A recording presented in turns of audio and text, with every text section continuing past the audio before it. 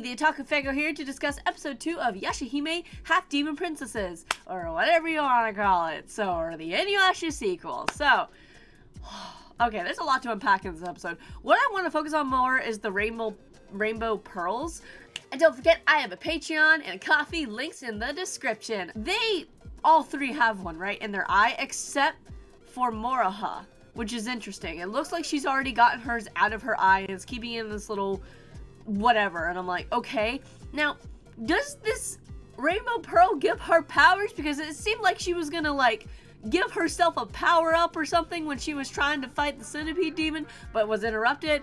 So I was like, does that thing give you power? Like, I assume it does because she is half demon, so I assume it would give her power if used the way she... I assumed she was going to apply it like lipstick, and I'm like, what? Nani? What the heck? But okay. Moroha also having the Kagome powers of the spiritual arrow stuff. It's just like, thank you. I love that she can use a sword that has powers, but also she can use the bow and arrow that also has powers, and like just taking a mom and dad's things and just making them like work together. It's great. She's so much like her dad though, it's almost insane. Like the half time I'm watching her fight, I'm like, you're just Inuyasha right now, basically. She also calls herself Benny Yasha, which is a weird thing. I guess that's her bounty hunter name, which is an interesting name. I'm not sure what Benny means at all, and I don't really know why she picked that name. I can assume it has to do relating sort of to her father, but not really. I don't know. But more importantly, this episode, we get more Towa and Setsuna stuff, and they just got separated by a fire, and then Towa was pulled into the modern era, which was interesting. And I'm like, okay, clearly time has passed since Kagome's gone, because her brother wasn't a... It looked like when she came there, he was a teenager, possibly a college student, not 100% sure about that.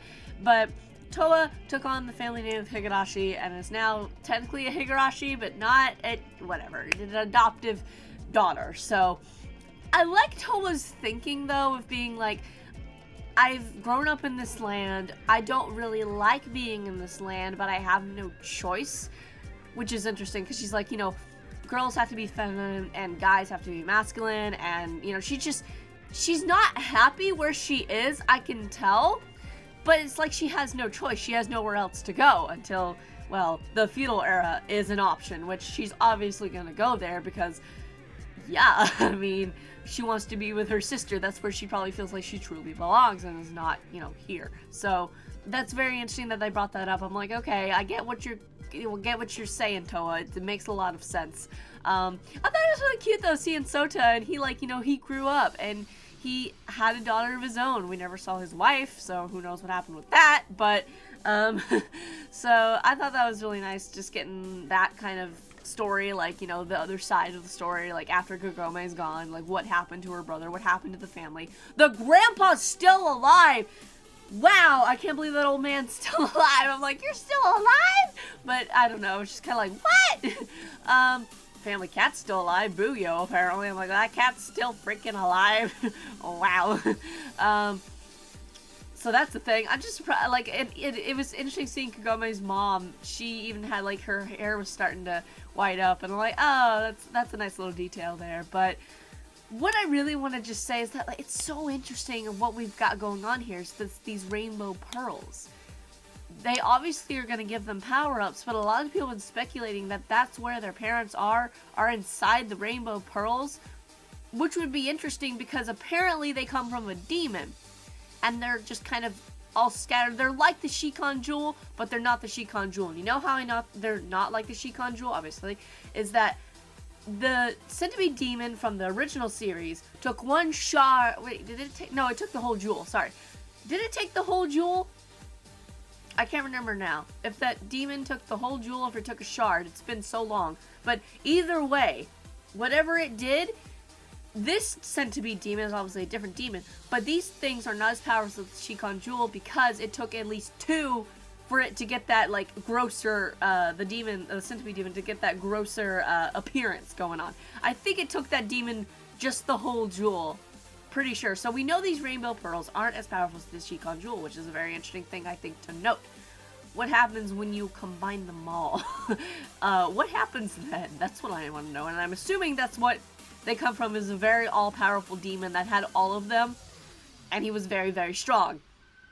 So that'll be interesting. I'm assuming the journey now is to find all said pearls, not awaken the demon, but maybe that will awaken the demon. And maybe this demon is something that Inuyasha and the gang fought, therefore they were transported into its jewels, and that's where they are because they're not around.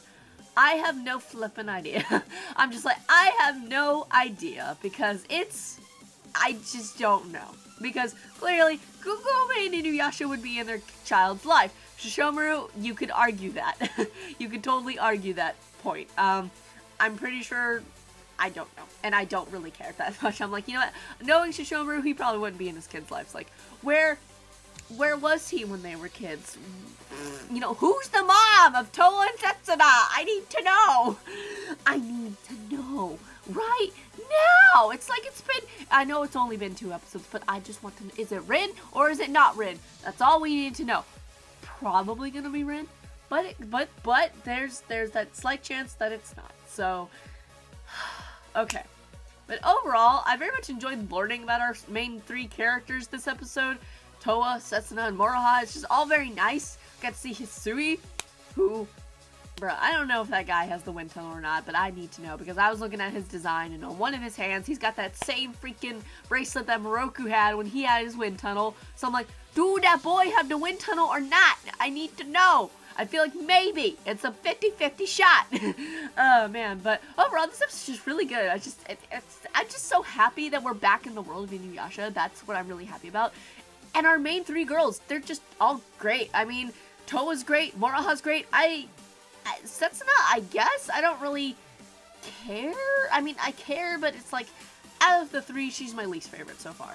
But also, Towa breaking her sword. Oops. Also, it was interesting that Moroha mentioned she got weak when she went through that tunnel. The rainbow, whatever the freak tunnel, I don't know what she called it, but I was like, huh, that made you weak. Why? That's what I want to know. Why? Are you okay? Daijoubu? Daijoubu Moroha? Because they're all my daughters too. I'm like, are all of you okay? Mostly Moroha though, and Towa. Again, Setsuna, I just don't. I think it's because she exudes Sesshomaru vibes more than Towa, and that's what I don't enjoy. Is like she's just got that calm attitude about her. That's like, oh yeah, I'm gonna kill ya, but I'll sound a little mad while I do it or whatever. You know, I don't know. She kind of took more of her dad's personality, I guess, than Towa did. So that's interesting. At least that's what I'm seeing from it. I don't really know, but did they even know their dad? I don't know. Like, did Sesshomaru just fucking leave? He's just like, I'm a fuck and then I'm a leave. I don't know. I have no idea. But yeah, because I mean, it has to be a human girl, right? Since they're half demons, right? So it's pretty much confirmed to be Rin. I don't know. I'm like, but oh man, I'm very excited for the next episode. It looks like they're gonna spend a little more time in the present day and then probably go back to the feudal era once they talk through all their issues and problems and whatnot. So gonna be very interesting. Moroha had her hair down. I'm like, you look like your mama, but you still look like your dada. It's like, you're such a good mixture of the two, and I love it. Oh my goodness. But anyway, looks like next episode is going to be interesting. They'll defeat the centipede lady somehow. Who knows how? They'll figure it out. So, because they're the daughters of our 2 brothers, Inuyasha and Sesshomaru. They'll figure it out. They've got this in the bag, okay? They've got this.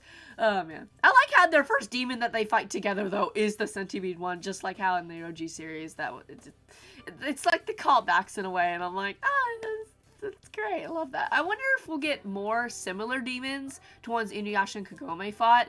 I think that would be, and the gang, really. I think that would be very interesting if we got a lot more callbacks to the show with different demons. Because I have this theory that maybe similar demons are going to appear just because they can. I thought maybe Centipede Lady was going to be the same Centipede Lady, but it's clearly not.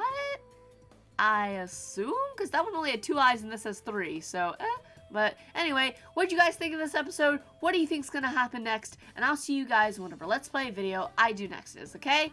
Bye!